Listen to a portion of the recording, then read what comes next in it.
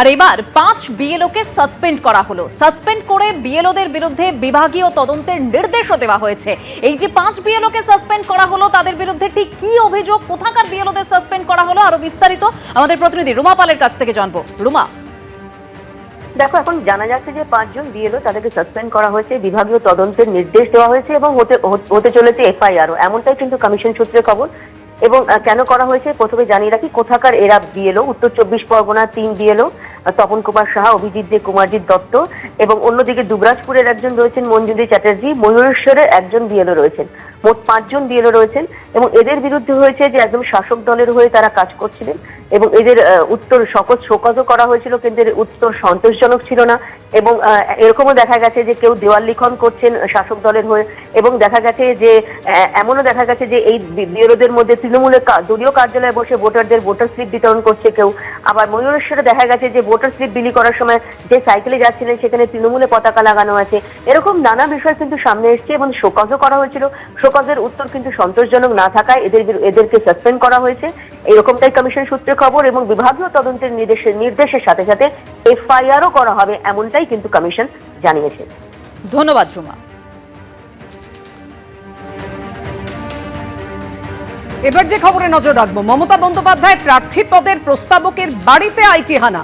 Bhabanipur education society trustee বোর্ডের সদস্য মিরাজ শাহর বাড়িতে তল্লাশি।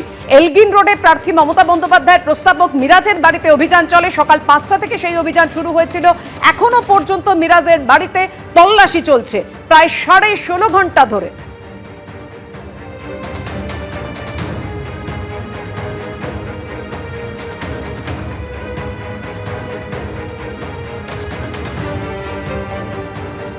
কথা বলবো, আমাদের সঙ্গে রয়েছেন আমাদের প্রতিনিধি কৃষ্ণেন্দু অধিকারী। কৃষ্ণেন্দু, প্রায় 16.5 ঘন্টা হয়ে গেছে, এখনো তল্লাশি চলছে। কি কারণে এই তল্লাশি? এখনো পর্যন্ত কি কি নথি বা সূত্র হাতে এসেছে? দেখো, আমরা এলগিন রোডে 2 নম্বর এলগিন রোডের এই বাড়ির সামনে যে দাঁড়িয়ে আছে, এই বাড়ির 3 তলায় মিরাজ শাহর বাড়ি, এবং সেই বাড়িতে ভোর 5টা থেকে আয়কর দপ্তরের আধিকারিকরা আছেন।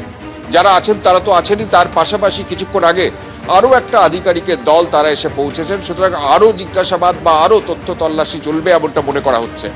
এবং যার বাড়িতে এসছেন তিনি একজন চার্টার্ড অ্যাকাউন্টেন্ট, এবং তার চেয়েও বড় পরিচয় হচ্ছেন মমতা বন্দ্যোপাধ্যায়, যে ভবানীপুরে প্রার্থী হওয়ার জন্য মনোনয়ন দাখিল করেছেন। সেই মনোনয়নপত্রের অন্যতম প্রস্তাবক এই মিরাজ শাহ, এবং সেই বাড়িতে এসে এই তল্লাশি চলছে। এবং কিছুক্ষণের মধ্যেই কিছুক্ষণ আগেই আমাদের আরো কয়েকজন আধিকারিককে এসে দেখা গেল। তুমি জানো যে আজকে কলকাতার একাধিক জায়গায় আয়করের তল্লাশি হচ্ছে বা কেন্দ্রীয় এজেন্সি তারা বাড়িতে ঢুকে তল্লাশি চালাচ্ছেন। অনেক জায়গা থেকে বেরিয়ে গেছে, কিন্তু এখনো পর্যন্ত এই 2 নম্বর এলগিন রোডের এই বাড়িতে এখনো পর্যন্ত যারা ইনকাম ট্যাক্সের অফিসার তারা আছেন, তারা তদন্ত চালাচ্ছেন। কখন তদন্ত শেষ হবে এখনো নিশ্চিত না, এবং গোটা জায়গাটা এর ওপর থেকে আর কাউকে যেতে দেওয়া হচ্ছে না। কয়েকজন অফিসার কিছুক্ষণ আগে এসেছিলেন, কয়েকজন আধিকারিকও এসেছিলেন। যারা আধিকারিক ভেতরে আছেন তারা এখনো আছেন। সামগ্রিকভাবে কখন এই তদন্ত পর্ব শেষ হবে তা এখনো নিশ্চিত করা বলা যাচ্ছে না। তবে যে সকালবেলায় গোটা কলকাতা জুড়ে একাধিক জায়গায় এই অভিযান শুরু হয়েছে, সেই অভিযান একাধিক জায়গায় শেষ হলেও এখনো পর্যন্ত কিন্তু তদন্তকারীরা এখানে অভিযান চালাচ্ছেন। তারা বাইরে এসে কি বলেন সেদিকে অবশ্যই নজর থাকবে আমাদের। ধন্যবাদ কৃষ্ণ। এবিপি আনন্দ, এগিয়ে থাকে, এগিয়ে রাখে।